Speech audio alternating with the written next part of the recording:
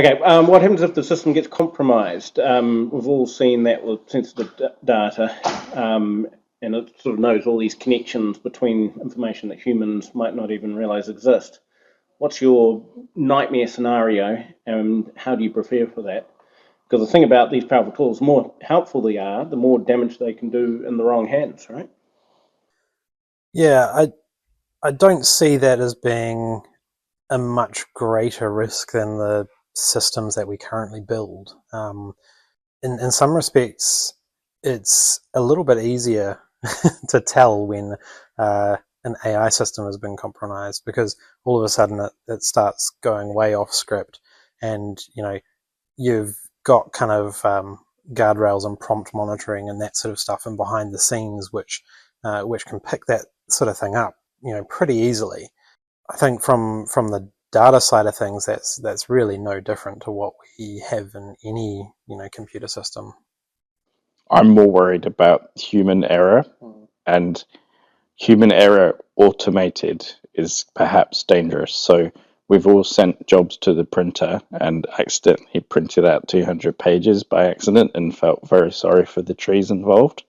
But when you start linking lots of AIs together and they're all talking to each other and communicating really quickly and efficiently, if you put the wrong question to a fully automated system without the right checks and balances, you could have ordered a million widgets, and then that's gone downstream, and the processing and the factories are worrying to make all this stuff, and it's all happening super fast, and there's no checks and balances. Then that is kind of a concern that I think we probably, because humans naturally do things slowly, in some ways there's natural breaks involved.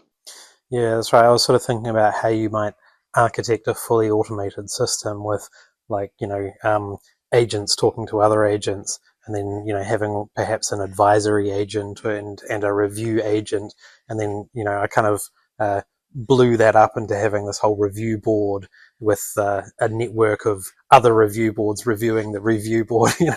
Yeah, because AI systems are sort of remarkably good at sort of marking their own homework or Yeah, checking each other's work that's right. for mistakes. But it also the security landscape's changed a lot. I mean, there's attack vectors coming up that we're only just sort of learning about. Like the one you're talking about the other day. People were doing more multimodal stuff. But what if someone sort of puts a prompt injection inside a document or puts something in there, and then that information gets sucked into our system? How do you protect against that? And then there's actually using AI for red teaming, so you can prompt an AI to teach it all of the intricacies of a Linux operating system or some API, and if you teach it in detail about the intricacies of how that system works, and you prompt it in the right way, you can ask for 0 days or ways to find malicious things that you could do to that API or to talk to that system.